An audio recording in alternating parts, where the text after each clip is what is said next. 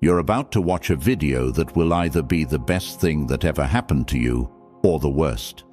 I'm not saying that to sound dramatic. I'm saying it because it's literally true.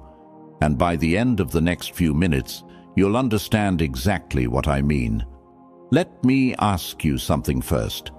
Have you ever met someone who just sees things differently? Someone who stays calm when everyone else is losing their mind? Someone who makes decisions with a kind of quiet confidence that makes you wonder, what does that person know that I don't? That kind of person isn't just smart, they think differently, at a structural level. The wiring underneath their decisions is different from the average person's wiring. And that's not a gift they were born with.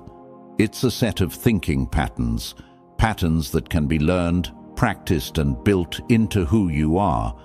That's what this video is about, specifically Machiavelli's wisdom.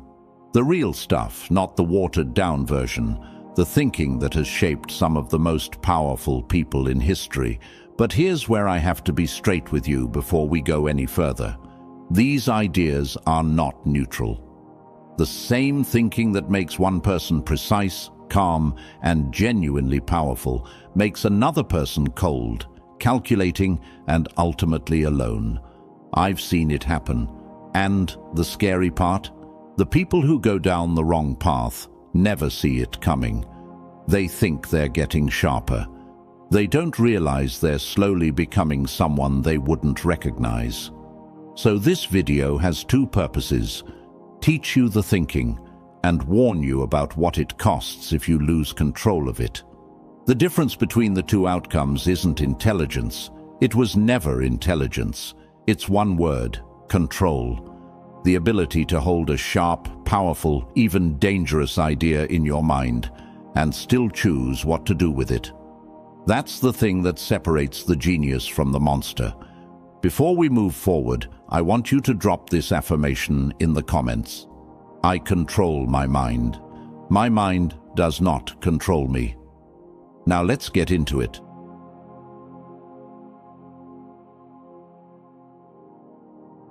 Most people think intelligence is about how much you know.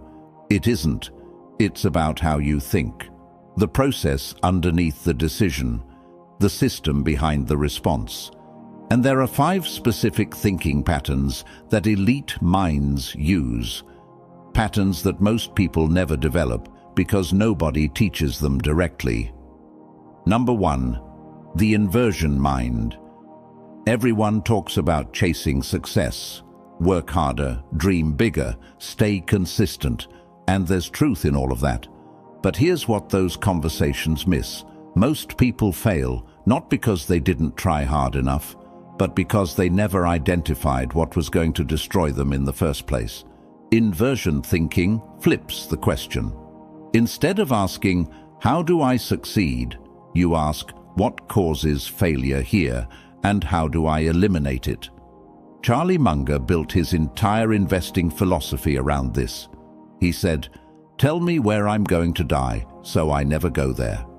Think about it in your own life. Instead of asking how to build a stronger relationship, ask what consistently kills relationships: dishonesty, contempt, taking someone for granted, and stop doing those things. Instead of asking how to build a business, ask what kills businesses at every stage: poor cash flow, hiring wrong, ignoring the customer, and remove those threats before they hit you. This isn't pessimism, it's precision.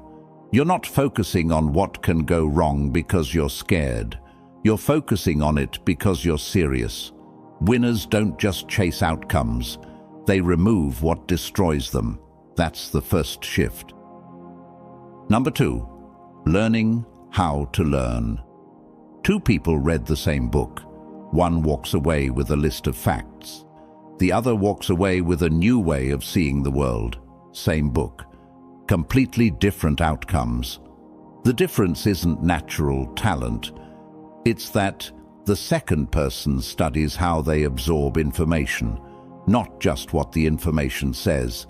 This is metacognition, thinking about your thinking.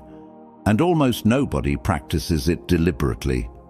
When do you actually retain information best? Early morning or late night? Do you learn faster by reading, by watching, or by doing? Do you need to teach something to really lock it in? What's the gap between what you understand in the moment and what you can actually apply 3 weeks later? Most people never ask these questions. They just consume more content, more books, more videos, and wonder why nothing seems to stick or change their actual behavior.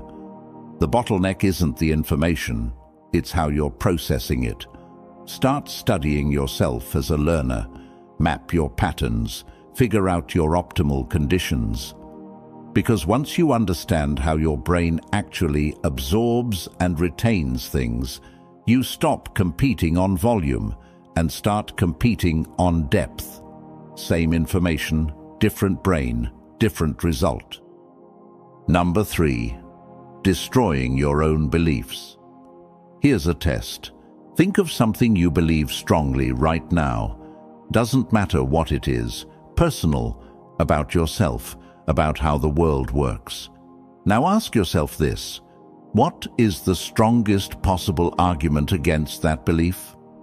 Not the weakest argument, not the straw man version, the best, most uncomfortable, most logically solid case for why you might be wrong.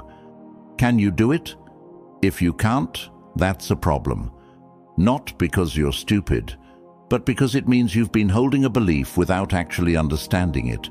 You've been defending a position without ever stress testing it.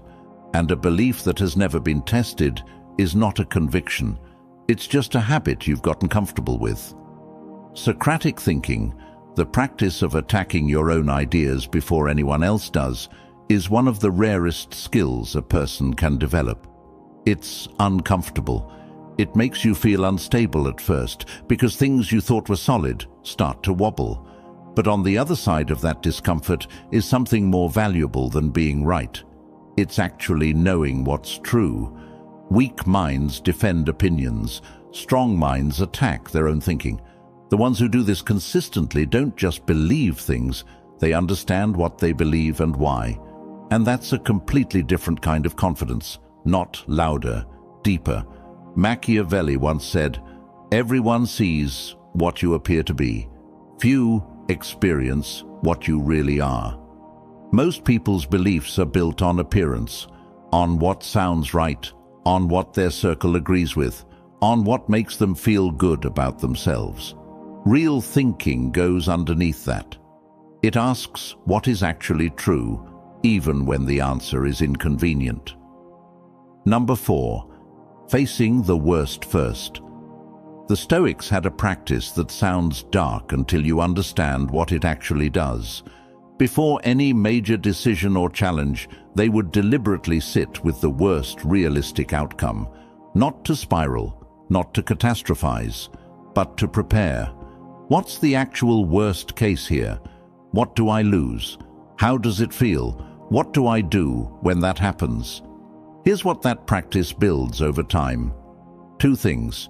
First, setbacks stop being surprises, because you've already sat with them mentally. When something goes sideways, you don't freeze. You move, because you've rehearsed this moment. Second, you become emotionally stable in a way that people around you will notice and not fully understand. Small problems lose their grip on you because you've already mentally survived something much bigger. Most people do the opposite. They run the perfect scenario in their head on repeat. They imagine the win, the applause, the way things look when everything goes right. And then when reality shows up, and reality is always messier than the fantasy, they collapse. Not because they're weak, but because they were completely unprepared. Prepare for failure, then go build the best possible outcome. That sequence, in that order, is what keeps you calm, clear, and functional when the pressure hits. Number 5, identity over discipline. Discipline breaks under enough stress, enough tiredness, enough bad days in a row. The willpower runs out. You know this from your own life. You've felt it. Identity doesn't break the same way. There's a guy who forces himself to work out every morning through pure discipline. He fights the alarm. He fights the resistance. Some days he wins, some days he doesn't. Then there's a guy who just is an athlete. He doesn't fight the resistance the same way, because not working out would feel wrong to him at a fundamental level. It would violate who he is. Same behavior. But one is powered by willpower and one is powered by identity. And they are not equally reliable. The shift is this: stop trying to force behaviors and start building the identity of the person who does those behaviors naturally. Every time you sit down and read when you don't feel like it, you're casting a vote for the identity of someone who reads. Every time you stay calm under pressure, you're building the identity of someone known for composure. The behavior first. The identity solidifies behind it. Machiavelli once said, "It is not titles that honor men, but men that honor titles." The title doesn't make you the person. You become the person, and then you carry the title accordingly. Identity before achievement. Become it first. The results follow. You don't force actions. You become the type of person who does them.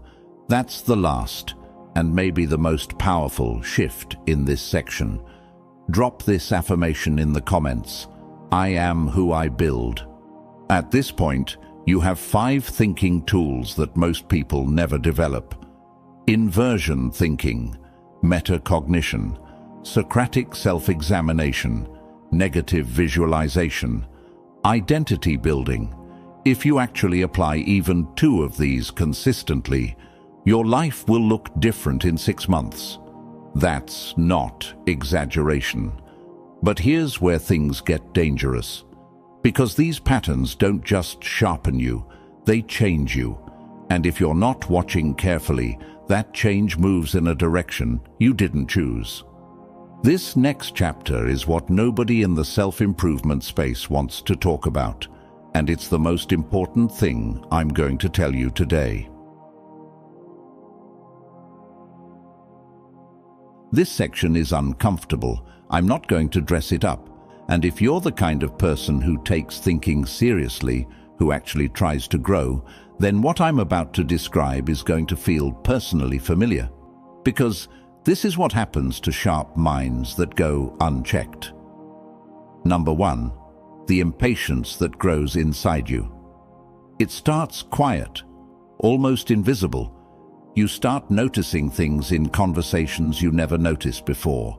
The logical gaps, the assumptions people make without realizing it, the way people reach conclusions without any real thinking behind them. And at first you try to engage. You offer a different angle, you ask a better question, you try to bridge the gap. But it doesn't always land. People get defensive, or they look at you like you're speaking a different language, or they agree in the moment and then think the exact same way 5 minutes later. And slowly, without making a conscious decision about it, you stop trying, you stop explaining, you stop bridging. You just move past people, not with anger, with dismissal. This feels like clarity, like you're just being efficient, not wasting energy on conversations that go nowhere. It isn't clarity. It's the first crack in your connection to the world around you.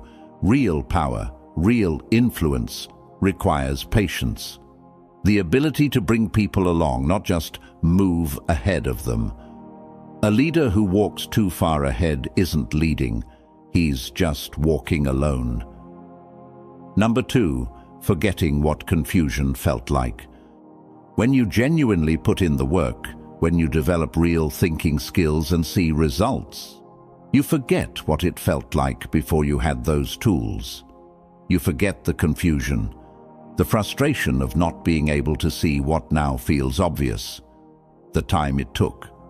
And once you forget that, you start expecting others to just get it. You start feeling something colder than impatience when people make the mistakes you used to make, when they fall for the same traps you learned to avoid. And that coldness, that quiet contempt, is one of the most dangerous things that can happen to a sharp mind. Because contempt shuts down empathy, and without empathy, you lose the ability to actually understand people. You can analyze them, you can observe their behavior patterns, but you stop understanding them.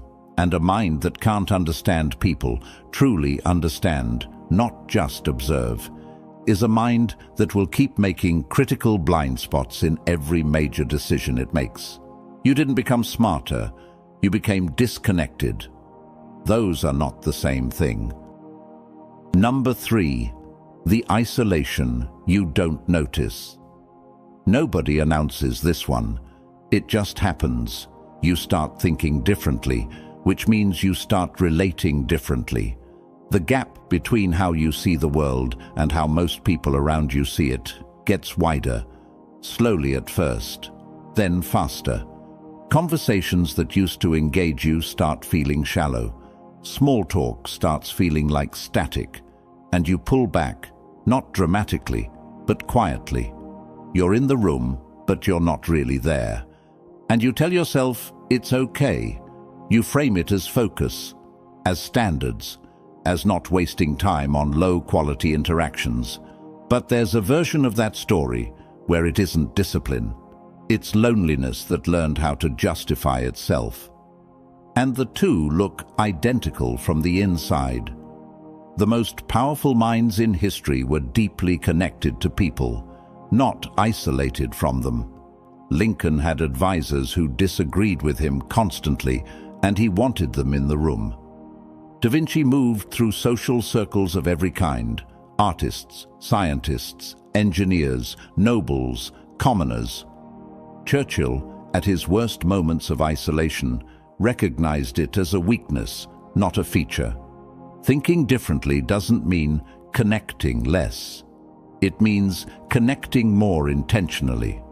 The isolation isn't a sign of growth, it's a warning sign. Number 4, the feedback illusion, the most dangerous trap.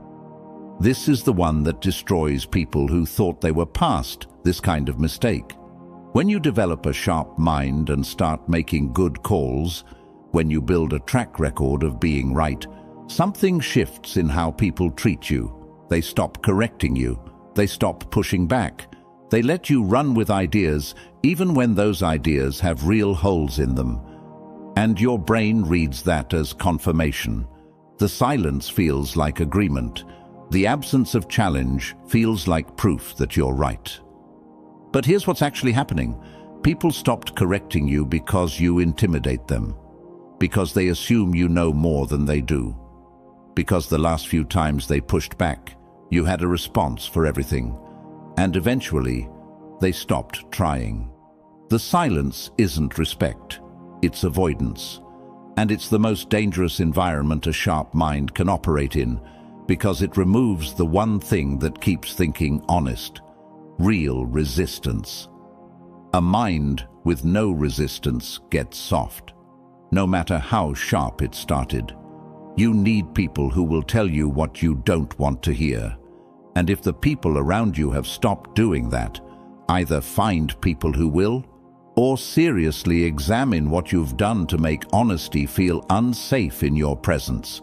The moment people stop challenging you is the moment you start declining.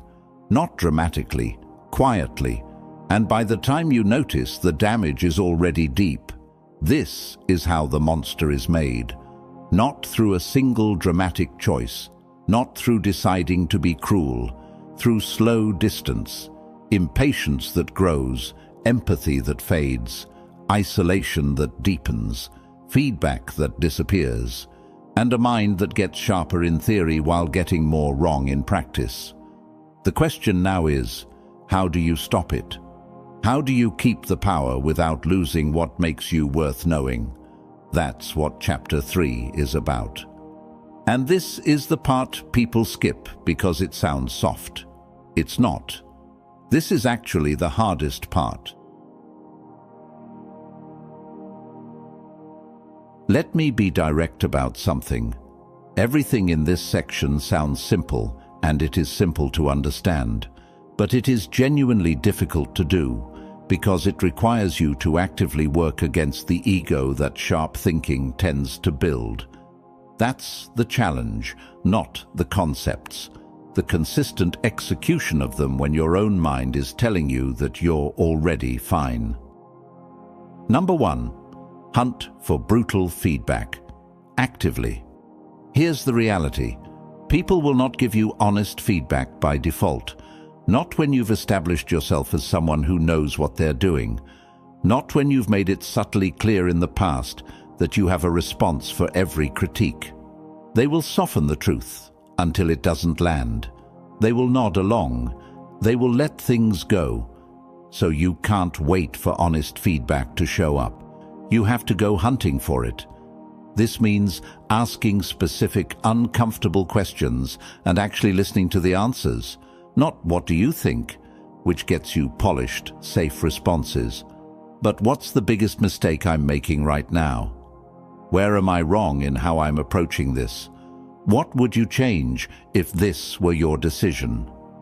And then, the hard part, when someone answers, you don't defend, you don't explain, you don't immediately frame their feedback as a misunderstanding. You sit with it.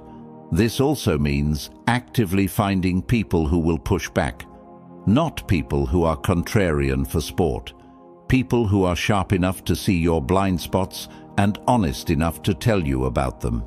Those people are rare. When you find them, protect those relationships. Make honesty safe in your presence. Reward the hard truth, not the comfortable answer. Because if you only hear what you want to hear, even if what you want to hear is accurate most of the time, you are flying with faulty instruments. And eventually, you'll make a decision that the honest feedback would have caught. Machiavelli once said, "A prince who is not himself wise cannot be well advised." Not just advised, well advised. There's a massive gap between the two. Anyone can find people who will agree with them. The rare skill is building an environment where the truth actually reaches you, and you're wise enough to use it. Number 2. Stay anchored in reality. A sharp mind that lives mostly in its own head starts to trust its models more than the real world. You build mental frameworks for how things work, and the frameworks are good, really good, but they're still models. Simplified versions of a complicated reality, and the moment you start treating the model as more reliable than the actual evidence in front of you, you've crossed from smart to arrogant. Reality is the only real test. Not how logical something sounds, not how well you can defend it in an argument. What actually happens when you put it in contact with the real world, that's the test. And there's no substitute for it. Stay in the game, build things, test things, make decisions, watch what happens, adjust. Don't spend so much time thinking about action that you stop actually taking it. Because theory without action is just a very sophisticated way of avoiding feedback. The sharpest thinkers I've ever studied, the ones who built things that lasted, they all had one thing in common. They loved being wrong in small ways, fast, so they could be right in big ways later. They didn't protect their ideas, they tested them. There's a kind of intellectual courage in that, putting your thinking in contact with the real world and letting reality have the final word. Stay grounded. Stay in the game. Let reality teach you what your own mind can't. Now, I want you to drop this affirmation in the comments. I stay grounded always. Number 3. Build your personal code before power tests it. This is non-negotiable, and the timing matters more than most people realize. Power doesn't reveal character, it amplifies it. Whatever you are before you have influence, leverage, resources, or skill, power takes that and makes it bigger. If you haven't clearly defined your values before you gain power, the power will simply amplify the worst parts of you. The impatience, the coldness, the willingness to use people as instruments. It won't do this dramatically. It will do it gradually, through a series of small compromises that each seem reasonable in the moment. A personal code is a set of rules you establish in a calm moment, before the pressure is on, before the temptation is real.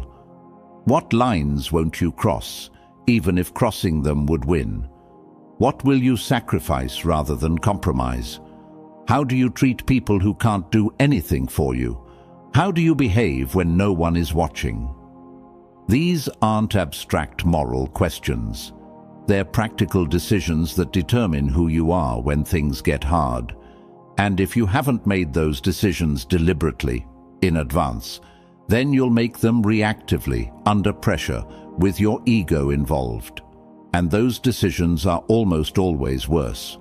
Without a code, intelligence becomes a weapon you can't control. With a code, it becomes something you can actually trust. The strongest version of yourself is not the most capable version.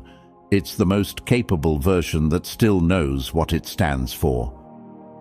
Number 4. See clearly. Choose not to exploit. This is the line, right here. This is what separates every outcome we've talked about today. When you develop real understanding of people, how they think, what drives their decisions, what their fears and wants actually are underneath what they say, you gain something genuinely powerful. You can connect more deeply. You can lead more effectively. You can understand what someone needs, even when they can't articulate it themselves. Or you can use that same understanding to manipulate, to push the buttons you've learned how to find, to get what you want from someone while giving them the feeling that it was their own idea. Both are options. The understanding doesn't make the choice for you. Here's what the manipulation path actually looks like long-term. It works in the short run and destroys everything in the long run.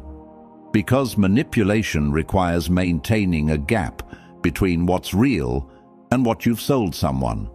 That gap takes constant energy to manage, and people, over time, feel it, even when they can't name it. Trust erodes, relationships hollow out, and you end up alone, technically capable, with no one around you who knows who you actually are. Real power doesn't need manipulation. Real power builds environments where people want to do what serves everyone. Real power understands people well enough to lead them without deceiving them. That is harder. It takes longer. But it's the only kind of power that actually compounds over time. Machiavelli once said, "The lion cannot protect himself from traps, and the fox cannot defend himself from wolves. One must therefore be a fox to recognize traps, and a lion to frighten wolves. See it all. Understand it all, and then use that understanding to build, not to break." The fox recognizes the trap and avoids it. That's power. Power isn't in manipulation, it's in restraint. Drop this affirmation in the comments. My power is my restraint. Let me bring everything back to the beginning. Two people, same video, same ideas, same knowledge sitting in front of them. One of them takes inversion thinking and uses it to build something real, removing the threats before they hit, moving with clarity. He uses Socratic thinking to challenge himself instead of other people. He uses negative visualization to stay calm under pressure because he's already mentally survived the worst. He builds his identity around who he's becoming. He hunts for feedback. He stays grounded. He defines his code. He sees people clearly and chooses to lead them honestly. He becomes powerful, and he stays human while he does it. The other one takes the same ideas and uses them to justify the distance he was already putting between himself and the world. He gets sharper, faster, more precise, and colder. He stops explaining himself. He stops seeking feedback because he stopped believing he needs it. He sees through people and starts using what he sees. He wins some things, he loses people, and one day he's sitting in a room that his own intelligence built, and there's no one in it. Same knowledge, two different choices, and the choice isn't made in one moment. It's made in 100 small moments, across months and years that add up to who you are. Here's what I want you to take away from this. Thinking better will make you powerful, but without control, it will make you alone. Not because the world can't handle a sharp mind, but because a sharp mind without a personal code, without empathy, without feedback, without real human connection, will eventually turn on itself. It will become the very trap it was designed to see through. The most dangerous mind isn't the smartest one. It's the one that stopped being human. That line isn't a dramatic ending. It's a real warning. Because the people who go down that path, the ones who become something colder than what they started as, they don't realize it's happening until long after it already has. They think they're getting sharper.